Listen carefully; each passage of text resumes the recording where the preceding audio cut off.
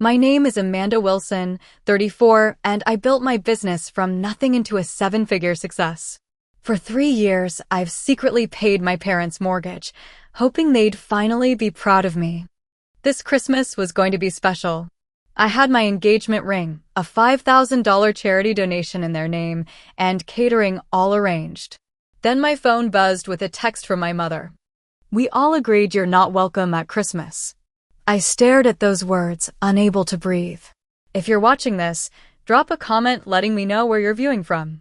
Hit like and subscribe to join me on this journey of standing up for yourself when family cuts deep. I grew up in a modest neighborhood in Portland where most families lived paycheck to paycheck. Our house was nothing special, a 3-bedroom ranch-style home with faded blue paint that my father Harold promised to refresh every summer, but never did. My mother Dorothy worked part-time at the local library, spending her days organizing books and her evenings organizing our lives with the same methodical precision. My sister Stephanie is 2 years younger than me, and my brother James is the baby of the family, 5 years my junior. We were comfortable enough until I turned 16. That's when everything changed. Dad lost his job at the manufacturing plant where he'd worked for 20 years. The company downsized, and despite his loyalty and experience, he was let go with a severance package that wouldn't last 6 months. I remember the night he came home, his shoulders slumped, his eyes vacant. Mom tried to reassure him, but the fear in her voice betrayed her words. That night, I lay awake listening to them argue about money for the first time in my life. From that moment, financial anxiety became a constant presence in our home. Dad found another job eventually, but it paid less and required longer hours. Mom took on extra shifts at the library. The tension in our house was thick enough to touch. No one said it outright, but we all knew we were struggling. I started working at 16. First at a local grocery store, and then adding weekend shifts at a coffee shop. My paychecks went straight to my parents. For the family, Mom would say as she took the money, never quite meeting my eyes. While friends were buying prom dresses and planning college visits, I was calculating how many extra hours I needed to work to help with the electric bill. Despite everything, I excelled in school. I had a plan, scholarship to college, degree in business, and then build something of my own. When acceptance letters came with financial aid packages, I chose the best opportunity, even though it meant moving 3 states away. The night I announced my decision, Dad nodded silently while Mom purged her lips into a thin line. "Who's going to help around here if you're gone?" Stephanie asked, not bothering to hide her resentment. "There are colleges closer to home," Mom added. "Ones where you could live here and save money." Only James hugged me and whispered, "Go become awesome, sis." College was hard in ways I hadn't anticipated. I worked 3 jobs while carrying a full course load. My roommates partied while I studied or worked late shifts. During holiday breaks, when I returned home, the distance between my family and me had grown. They asked polite questions about my classes, but changed the subject when I answered enthusiastically. Dad would sometimes comment, "All that fancy education better be worth it."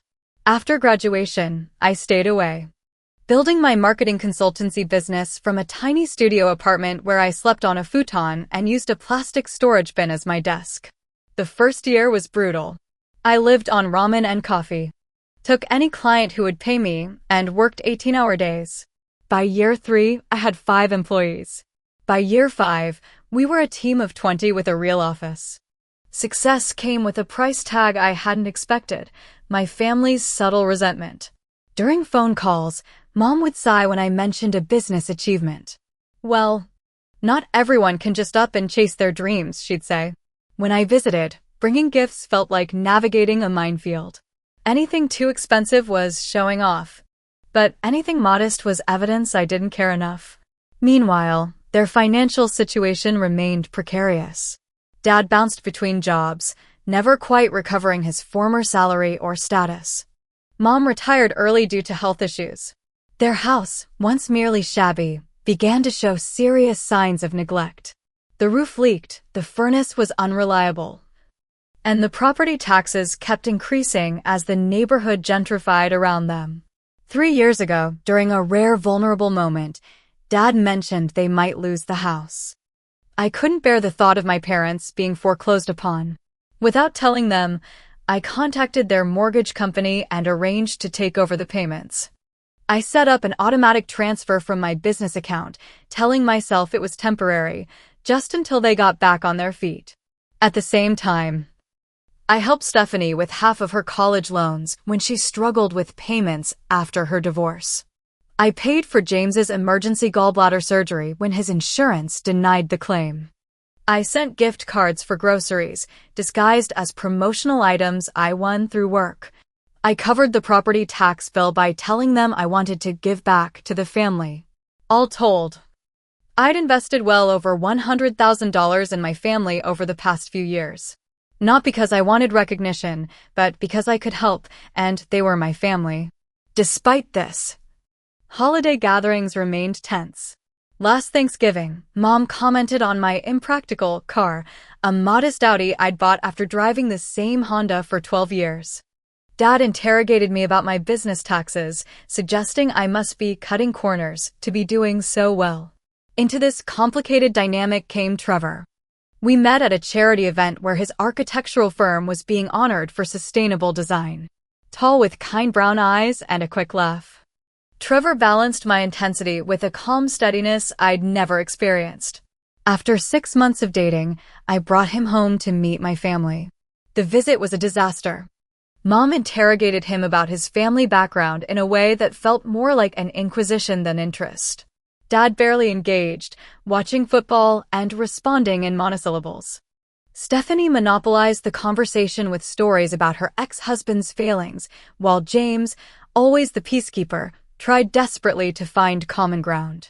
Trevor was unfailingly polite, but I could see his discomfort. "Your family doesn't seem to like me very much," he said on the drive back to the airport. "They don't know you yet," I replied. But we both knew that wasn't the real issue. A second visit 3 months later went marginally better, though Mom pulled me aside to ask if things were really serious with Trevor, pointing out that long-distance relationships rarely work. I didn't tell her we were already discussing marriage. Trevor was the one who gently suggested that my family's treatment of me wasn't normal. "You deserve better, Amanda," he said one night after I'd spent an hour on the phone with Mom, who had called to complain about Dad's medical bills while simultaneously declining my offer to help. "They take you for granted, and they don't appreciate everything you do." I defended them. Of course, they were family. They had struggled. They didn't mean to be hurtful. But deep down, I knew he was right. This Christmas was going to be different. Trevor had proposed on Thanksgiving night, after we'd returned from a strained dinner with his parents. Unlike my family, his had welcomed me immediately.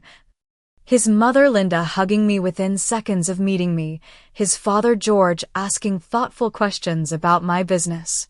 When Trevor dropped to one knee in our living room, the Christmas tree lights twinkling behind him, I didn't hesitate to say yes. I was excited to share our engagement with my family. After years of them questioning my choices, this felt like something everyone could celebrate. I planned to announce it during Christmas dinner, imagining for once a moment of uncomplicated happiness with my family. I went all out with the preparations. I hired Blue Ribbon Catering, the best in Portland, to deliver a complete holiday feast to my parents' house.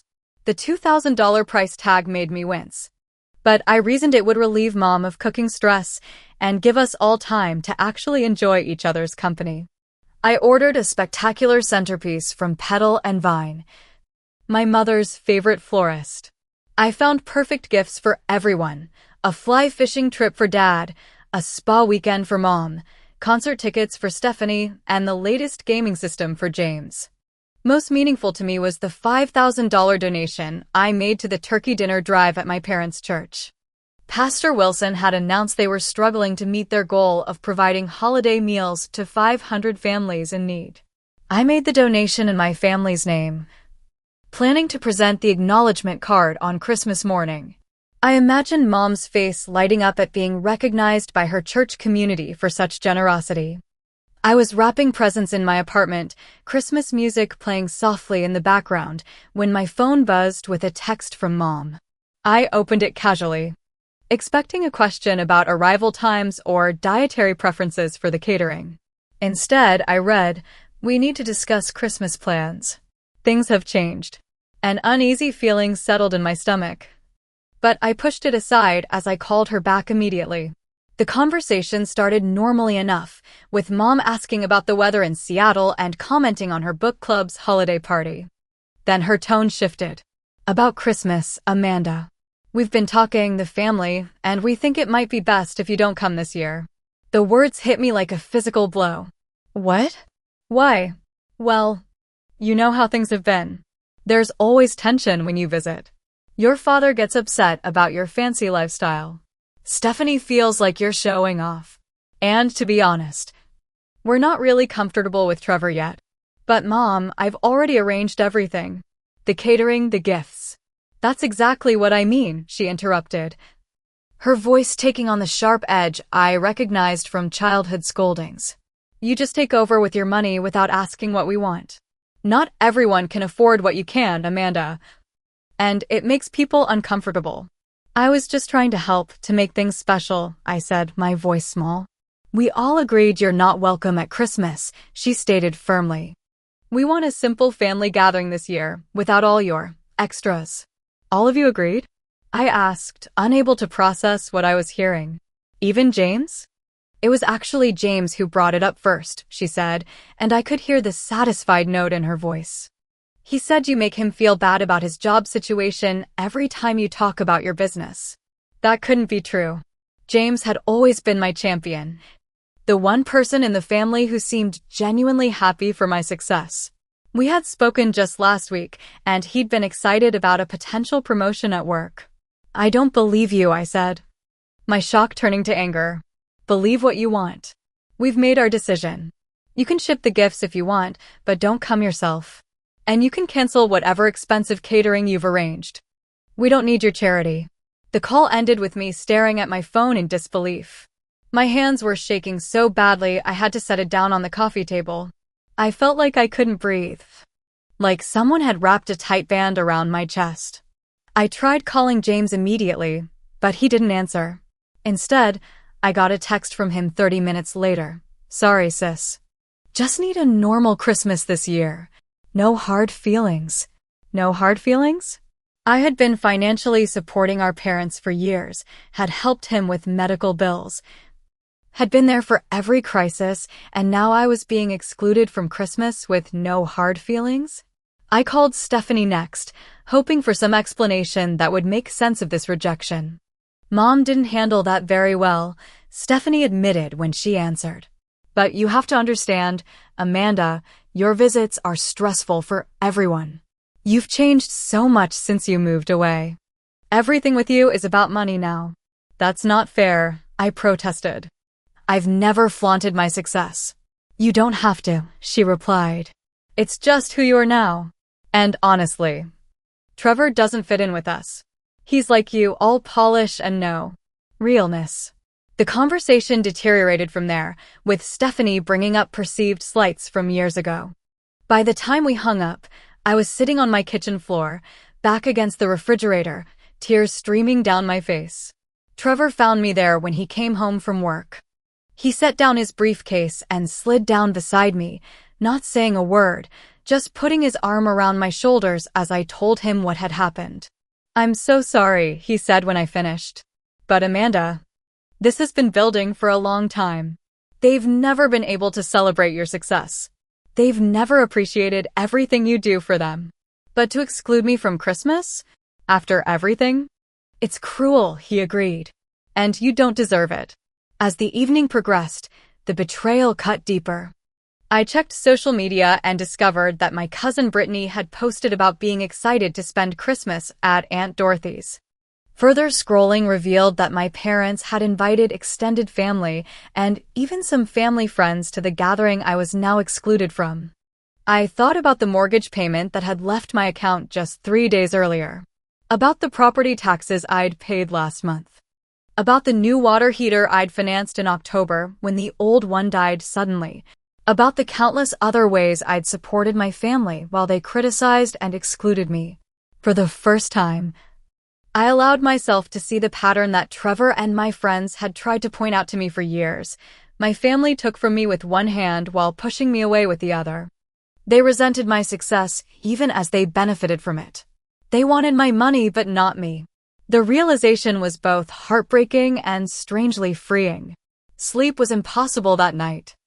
I tossed and turned beside Trevor, replaying the conversation with my mother over and over in my mind. Each time, the words cut deeper. We all agreed you're not welcome. How could they make that decision so easily after everything? Around 3 a.m, I slipped out of bed and went to my home office. I opened my financial records and began to calculate exactly how much I had given my family over the years. The numbers shocked even me. Besides the monthly mortgage payment of $1,875, there had been countless other expenses. $12,000 for James's gallbladder surgery and follow-up care when his insurance claim was denied. $28. $500 to help Stephanie refinance her student loans after her divorce left her struggling financially. $4,200 for Dad's dental work last year when he needed unexpected root canals. $3. $750 for Mom's portion of physical therapy not covered by Medicare after her hip replacement.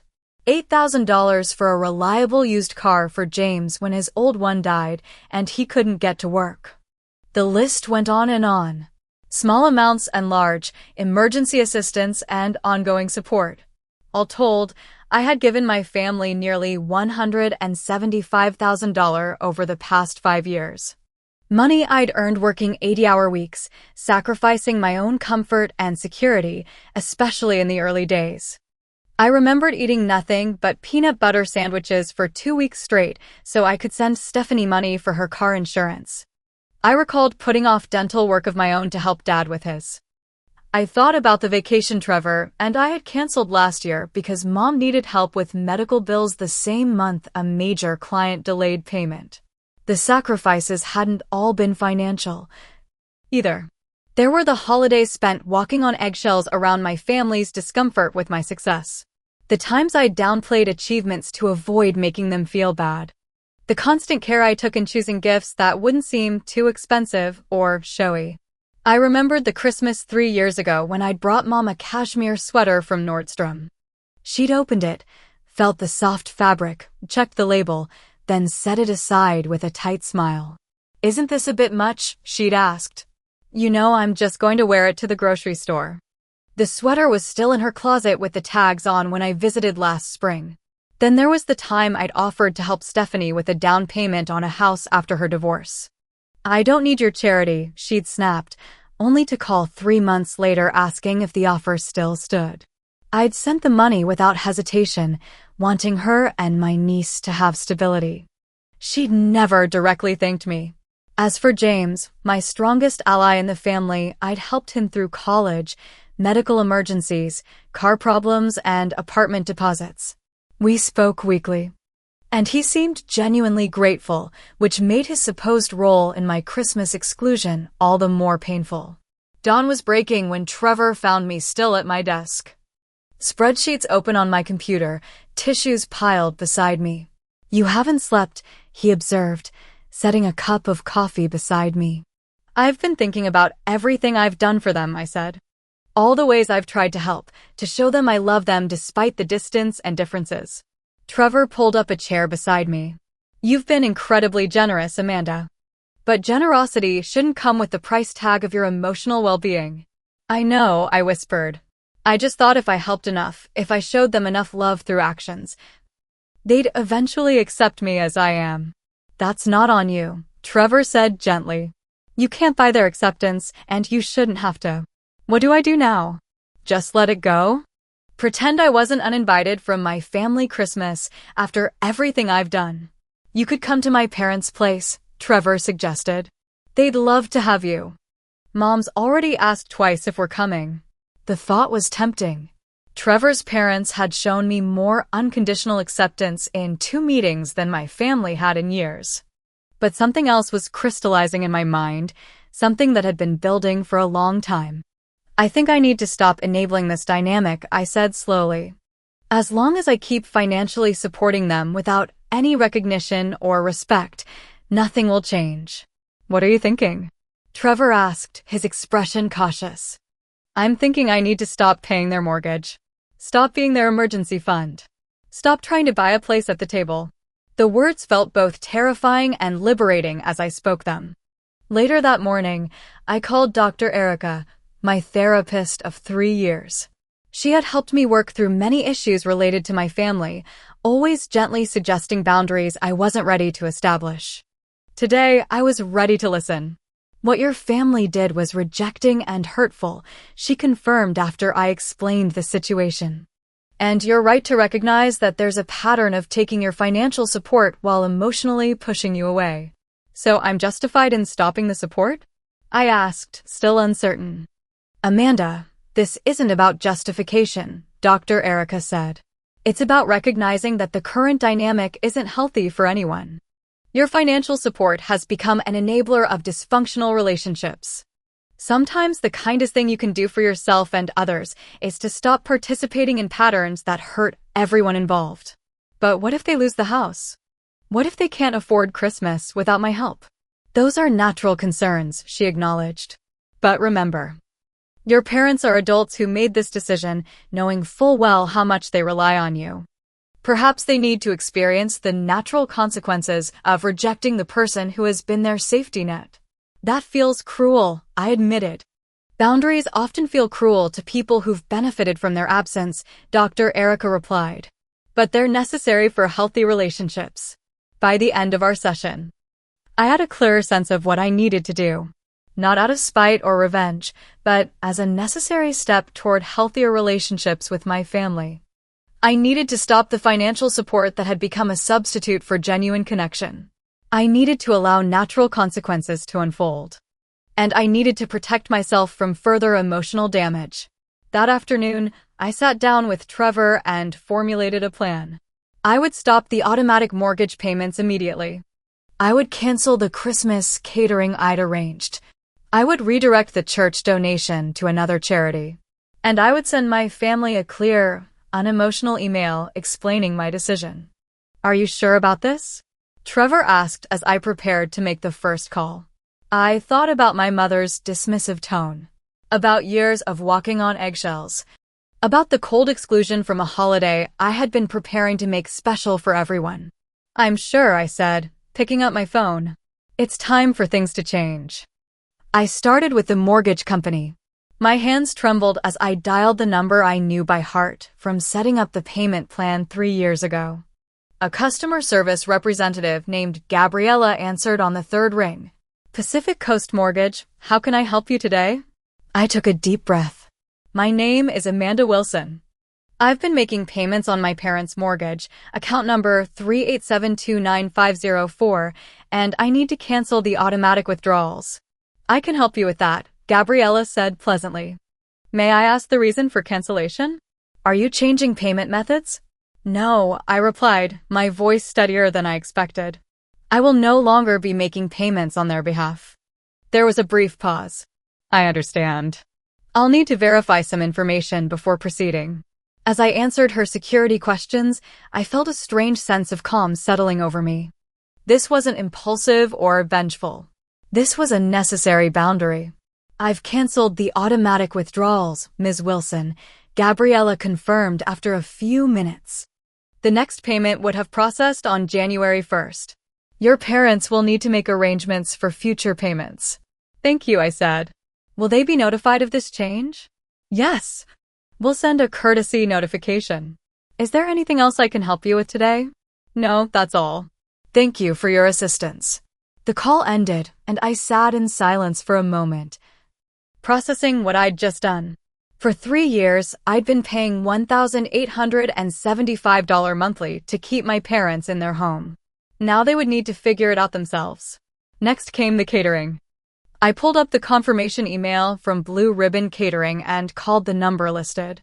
This is Alicia. How can I help you? Hi, Alicia. I need to cancel an order for December 25th. It's under Amanda Wilson. Let me look that up for you. I heard keyboard clicks in the background. Yes, I see your order here. That's quite an extensive holiday meal. Is there a problem with the selection? No, the selection is fine. My circumstances have changed, and I need to cancel the entire order. More typing. I see. Well, since we're within 2 weeks of the delivery date, there is a 50% cancellation fee. The total comes to $1,087.50. Would you like us to process that on the card we have on file? The amount gave me pause, but only briefly. Yes, that's fine. All right, I've processed the cancellation and the fee. You'll receive a confirmation email shortly. Is there anything else I can help you with? No, thank you. 2 down, 1 to go. The church donation was the hardest. I'd been so excited about helping Pastor Wilson reach his goal for the turkey dinner drive while also giving my family the joy of being recognized for their generosity. Now that generosity felt hollow. I called the church office and explained to the administrative assistant, Susan, that I needed to redirect my donation. She transferred me to Pastor Wilson himself. Amanda, it's good to hear from you, he greeted me warmly. Susan mentioned you wanted to discuss your donation? Yes, I said, suddenly finding it difficult to explain. I originally made the donation in my family's name, but I'd like to change that. Can the acknowledgement be in my name only, or better yet, anonymous? Of course we can do that, he assured me. May I ask if everything is all right? Your mother mentioned you might not be joining them for Christmas this year. So Mom had already been spreading her version of events. That's correct. I said carefully. There's been a misunderstanding. I'm sorry to hear that. Family conflicts can be especially painful during the holidays. Yes, they can, I agreed, not elaborating further. About the donation, is it possible to redirect it to a different charity entirely? I'd like to support the dinner drive, but under the circumstances. I understand, Pastor Wilson said gently. While we can't issue a refund directly, we could transfer your donation to another charitable cause if you prefer. We work closely with the Downtown Women's Shelter and the Veterans Support Network. After some discussion, I arranged for the $5,000 to go to the women's shelter. As a young professional woman who had once lived paycheck to paycheck, supporting other women in crisis felt right. When I hung up, Trevor was watching me from the doorway of my office. How do you feel? He asked. Lighter, I admitted, but also sad. And a little scared. Scared of what? Of their reaction. Of what this means for our relationship going forward. Of whether I'm doing the right thing. Trevor crossed the room and pulled me into a hug. You're setting a boundary, Amanda. That's always scary. But it's also brave. My best friend Natalie called that evening, having sensed something was wrong from my brief, uncharacteristic social media absence. I explained the situation, including my decision to withdraw financial support. It's about damn time, she said bluntly. I've watched them take advantage of you for years. They don't get to have your money if they don't want you. It's not that simple, Nat. It absolutely is that simple. They made their choice. Now they get to live with it. Natalie had always been more direct than diplomatic, which was sometimes exactly what I needed. Tonight, her certainty helped shore up my resolve. The final step was the hardest. Communicating my decision to my family. After several drafts and Trevor's gentle editing, I composed an email that was factual without being accusatory. Dear Mom, Dad, Stephanie, and James. In light of the decision that I'm not welcome at Christmas this year, I've made some changes you should be aware of. 1. I have canceled the automatic mortgage payments I've been making for the past 3 years. You'll need to make arrangements with Pacific Coast Mortgage for the January 1st payment and beyond. 2. I've canceled the catering I had arranged for Christmas dinner. 3. The donation to the church's turkey dinner drive has been redirected to the Downtown Women's Shelter.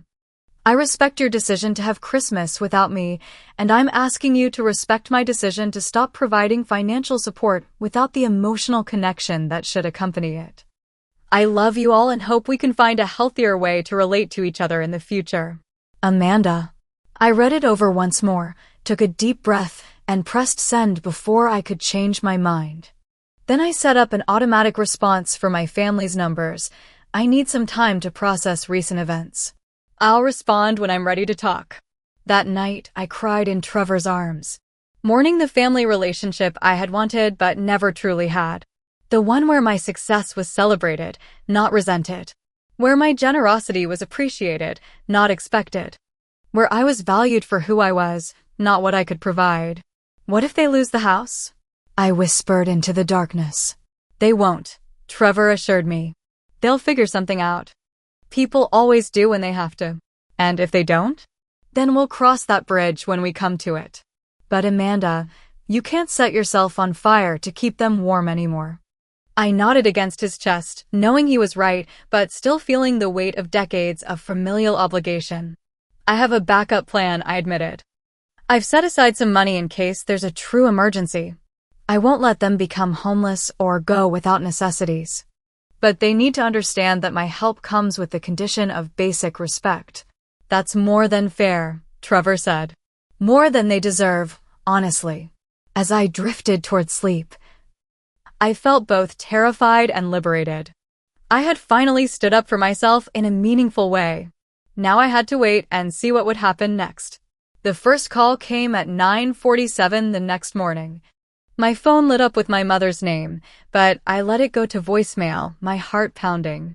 5 minutes later, a text, Amanda, call me immediately. This is serious. I didn't respond. By noon, my phone was buzzing constantly. Calls from Dad, from Stephanie, from James.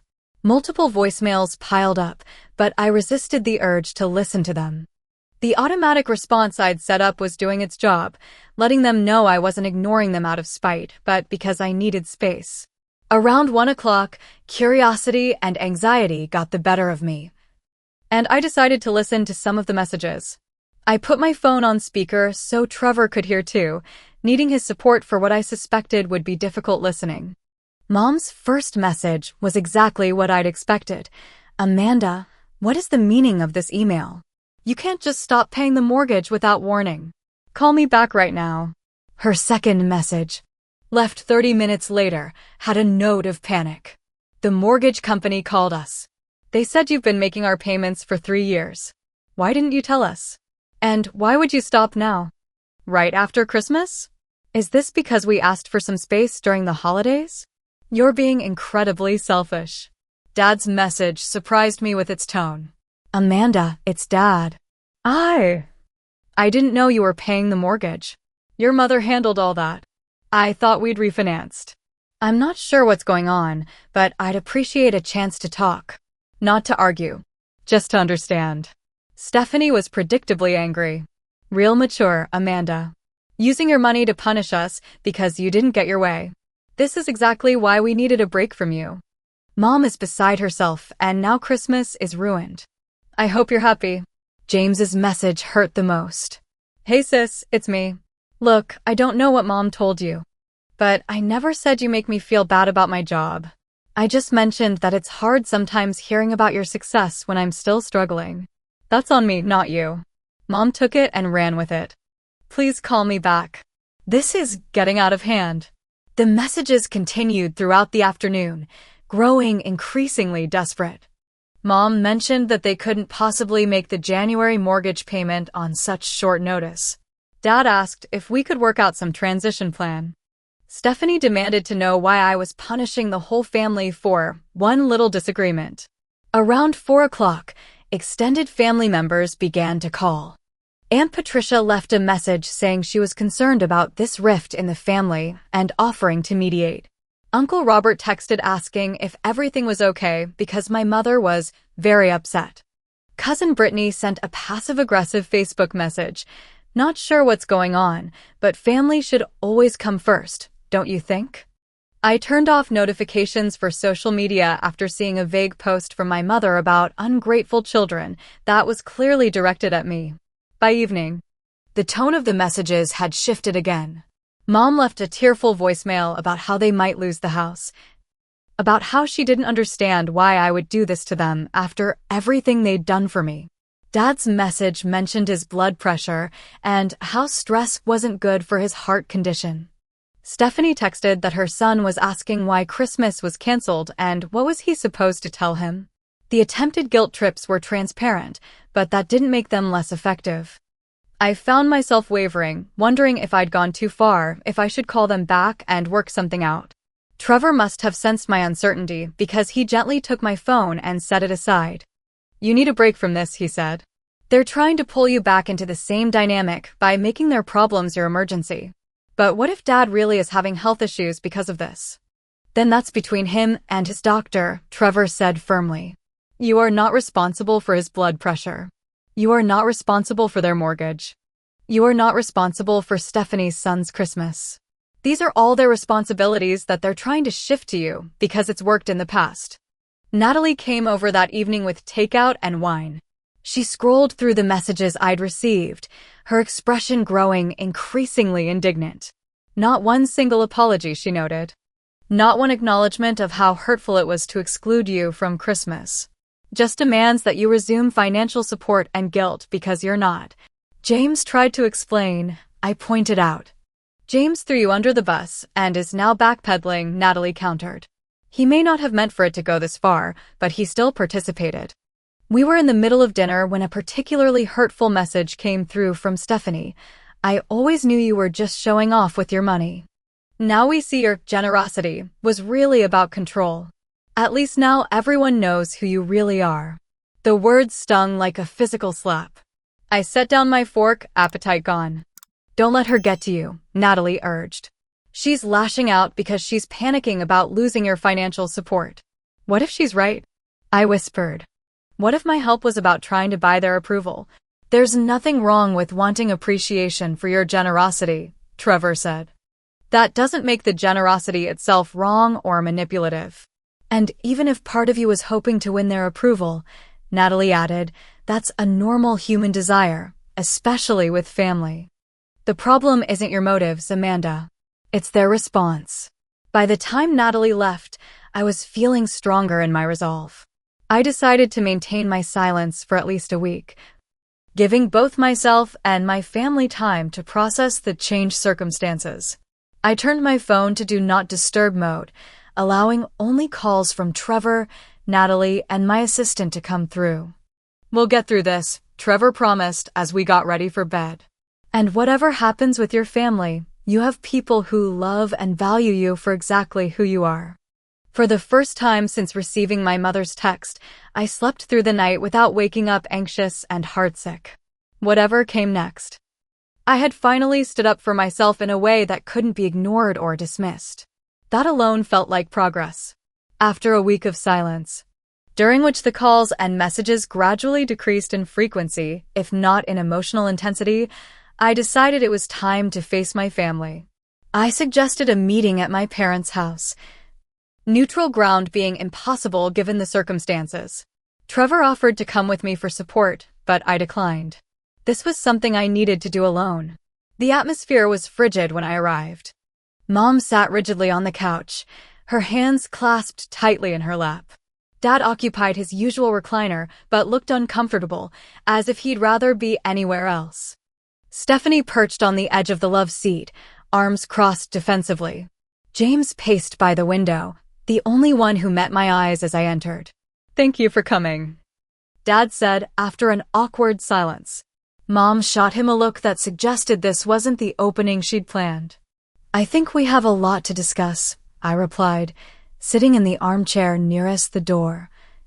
"A subconscious escape route." "You could say that," Stephanie muttered. Mom leaned forward. "Amanda, I don't understand how you could do this to us. After everything we've done for you. To just cut us off financially without warning." I took a deep breath, determined to stay calm. I sent an email explaining my decision.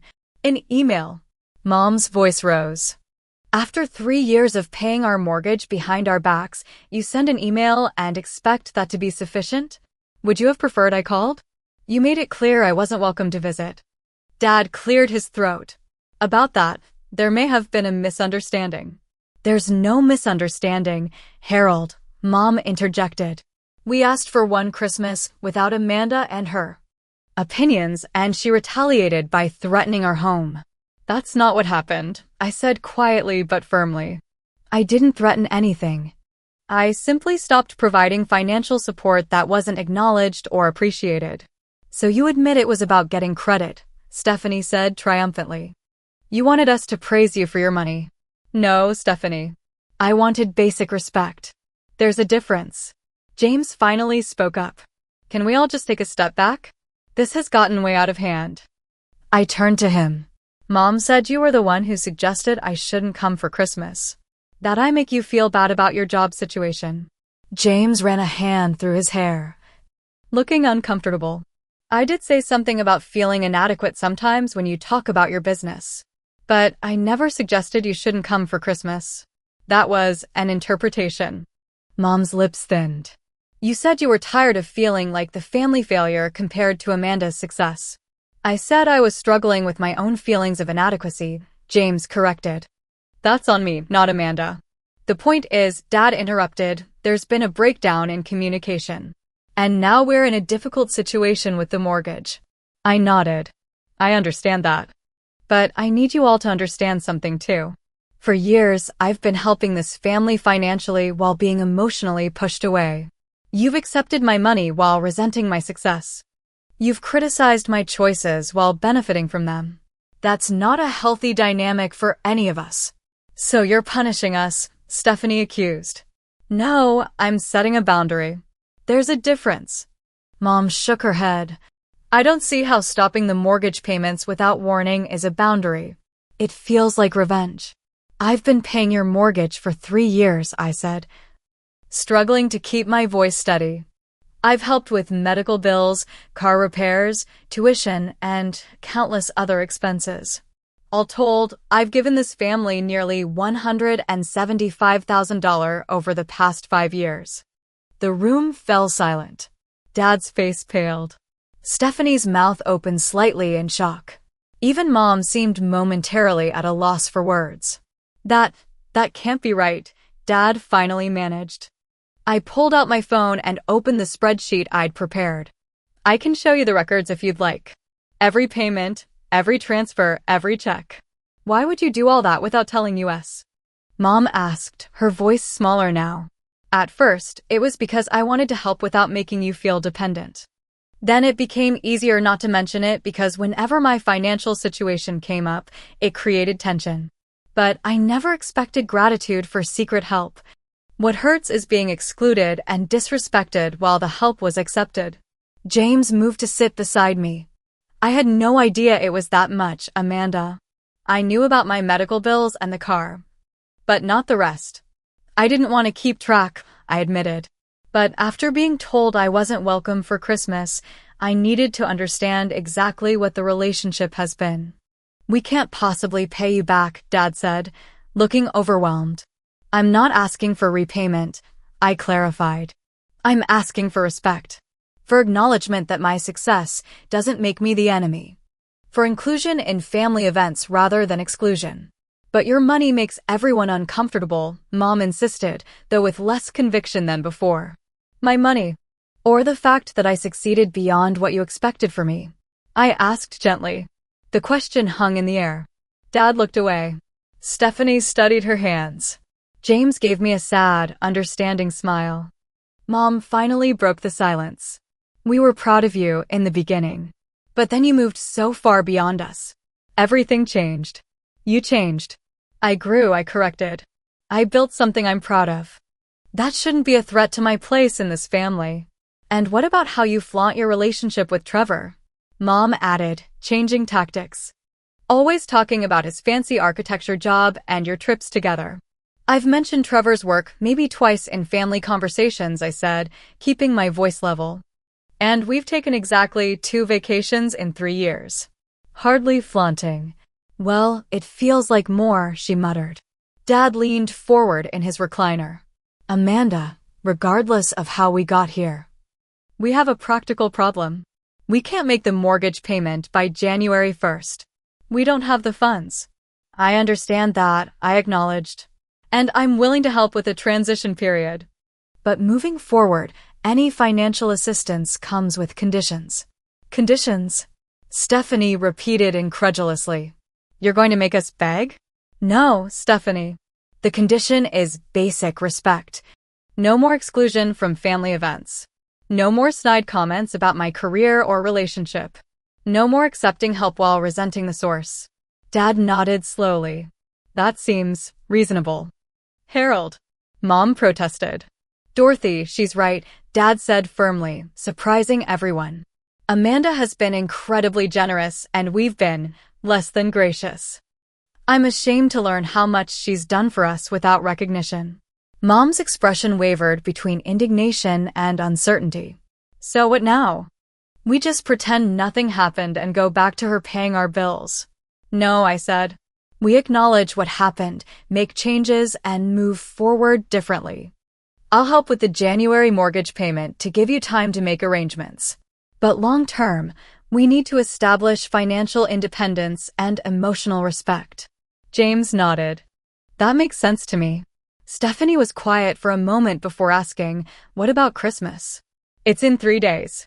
I'll be spending Christmas with Trevor's family, I said. They've invited me. And I've accepted. So you're choosing them over us, Mom said, hurt evident in her voice. No, Mom. You chose to exclude me. I'm simply respecting that decision while finding my own way to celebrate. The conversation continued for nearly 3 hours, cycling through hurt feelings, practical concerns, and tentative steps toward understanding. Dad, to my surprise, became increasingly supportive of my position, acknowledging that the family had taken my generosity for granted. James apologized repeatedly for his role in the misunderstanding. Stephanie oscillated between defensiveness and reluctant recognition of the patterns I described. Mom was the hardest to reach. She clung to her perception of me as having changed for the worse, of using money as a weapon. But even she eventually conceded that excluding me from Christmas had been hurtful and counterproductive. By the time I left, we had reached a tentative agreement. I would cover the January mortgage payment and help them develop a financial plan for independence moving forward. They would respect my relationship with Trevor and make efforts to welcome him properly. And most importantly, we would all work on more honest, direct communication about expectations and feelings. It wasn't a perfect resolution. Years of dysfunctional patterns wouldn't disappear overnight. But it was a start. A crack in the wall of resentment and enabling that had defined our relationship for too long. As I drove away from my childhood home, I felt lighter than I had in years. As if I'd set down a burden I hadn't fully acknowledged carrying. Whatever came next, I had finally spoken my truth and been heard. Christmas Day with Trevor's family was everything I'd hoped for and nothing I'd expected. His parents welcomed me with genuine warmth, his mother Linda hugging me tightly at the door, whispering, "We're so glad you're here, sweetheart." His father George poured me a glass of eggnog and asked thoughtful questions about my year, listening attentively to my answers without a hint of judgment. Trevor's sister Catherine and her husband Michael brought their 2 small children, who shrieked with delight at each present and insisted I join their impromptu dance party in the living room. Trevor's brother Daniel, a quiet software engineer, surprised me with a book he thought I'd enjoy based on a single conversation we'd had months ago. Throughout the day, no one mentioned money or success as measures of worth. No one made pointed comments about my business or lifestyle. Instead, there were inside jokes I was gradually included in, family stories shared for my benefit, and genuine interest in my thoughts and experiences. It was wonderful and bittersweet. This was what family could be, what I'd always hoped for with my own. The contrast made my heart ache even as I enjoyed the day. Trevor found me on the back porch after dinner, staring at the gently falling snow. "You okay?" he asked, wrapping an arm around my shoulders. "Just thinking about my family," I admitted, wondering how their day is going. "Do you want to call them?" I shook my head. "No, I need this space. This time to experience something different." He kissed my temple. "For what it's worth, my family adores you. Mom's already planning to teach you her secret cookie recipe, which is basically formal adoption in this household." I laughed, leaning into his solid warmth. "Thank you for sharing them with me. Thank you for being brave enough to set boundaries with yours." He replied, "I know how hard that was." Just then, my phone buzzed with a text. Despite my resolution to stay disconnected for the day, I glanced at it. It was from James. "Merry Christmas, sis. We miss you. Things are different without you here, and not in a good way. Love you." This simple message brought tears to my eyes. Maybe there was hope after all. The days after Christmas passed in a blur of year-end business matters and quiet evenings with Trevor. I maintained minimal contact with my family, responding to texts but avoiding lengthy conversations. I needed time to process everything that had happened and to determine what kind of relationship I wanted moving forward. On New Year's Eve, as Trevor and I prepared for a small gathering with friends, my father called. I almost let it go to voicemail but decided to answer. "Hi, Dad," I said cautiously. "Amanda," he replied, his voice carrying an unfamiliar emotional weight. "I wanted to talk to you before the new year, to apologize properly." I sat down on the edge of the bed, surprised. My father rarely apologized for anything. "I've been doing a lot of thinking since our meeting," he continued, "about how we've treated you over the years, about how I've treated you. And I'm ashamed." "Dad, you don't have to." "Yes, I do," he interrupted gently. "You deserved better from us, from me especially. I think I resented your success because it highlighted my failures. Every achievement of yours reminded me of opportunities I'd missed or chances I hadn't taken." The honesty in his voice was startling. My father had always been stoic. Emotions buried beneath practical concerns and daily routines. "That wasn't fair to you," he continued. "You worked hard for everything you've achieved. You should have been celebrated, not resented." Tears welled in my eyes. "Thank you for saying that, Dad. I've talked to your mother, too. She's struggling with all this. Her pride makes it hard for her to admit mistakes. But she's thinking about things, I can tell. Give her time." "I will," I promised. "And Amanda? We would like to meet with you after the holiday to talk about a proper financial plan. No more handouts that we pretend aren't happening. No more ignoring reality. It's time we faced our situation honestly." "I'd like that," I said, feeling a cautious hope bloom. "One more thing," Dad added before hanging up. "I'm proud of you, Amanda. Not just for your business success, but for having the courage to stand up for yourself. Even when it was difficult. Even when it was against us." Those words, so simple yet so profound, were the best gift I could have received. My mother's journey toward understanding was slower and more complicated. In mid-January, she sent a carefully worded email acknowledging that excluding me from Christmas had been perhaps an overreaction and expressing hope that we could move past this unfortunate situation. It wasn't a full apology, but from my mother, it was significant progress. Stephanie remained the most resistant to change. She viewed my withdrawal of financial support as confirmation that it had always been conditional, missing the point that respect itself was the condition, not gratitude or praise. But even she gradually came around, especially after I helped her create a budget that revealed she could manage her finances independently with some adjustments to her spending habits. James became an unexpected ally in rebuilding family relationships.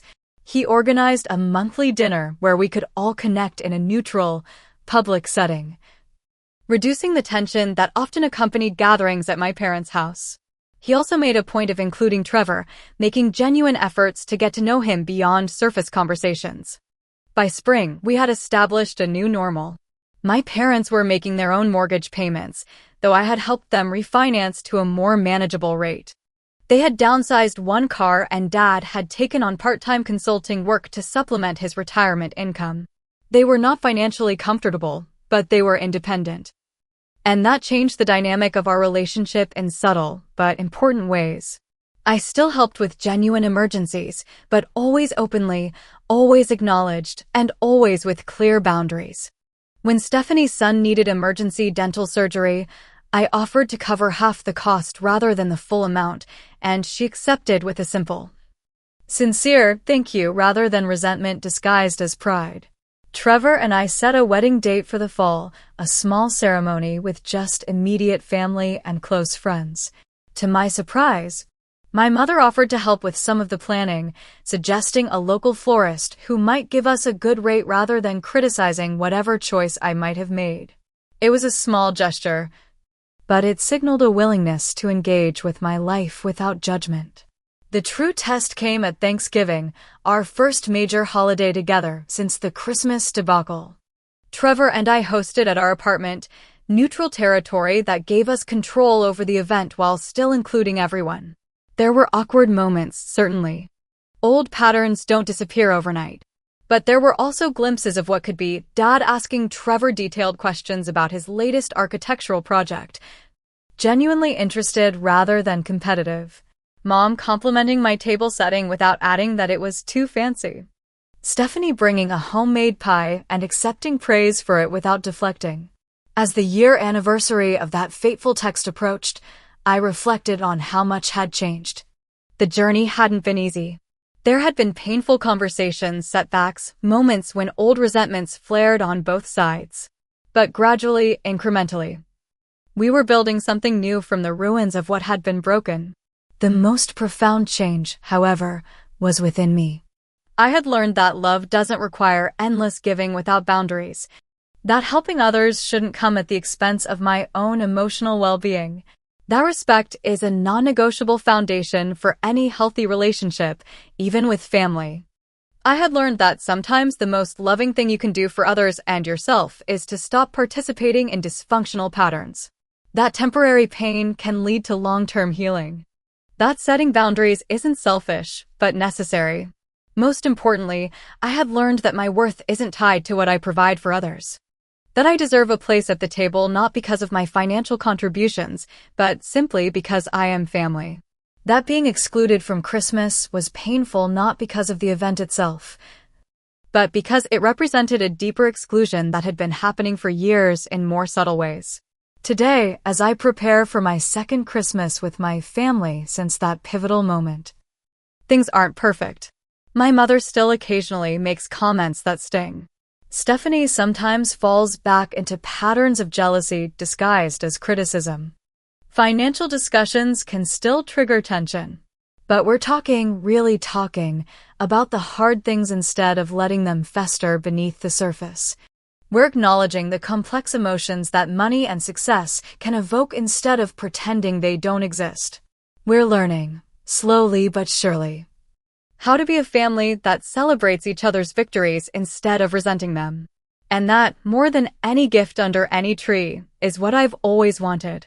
Have you ever had to set a difficult boundary with someone you love? How did you handle it, and what did you learn from the experience?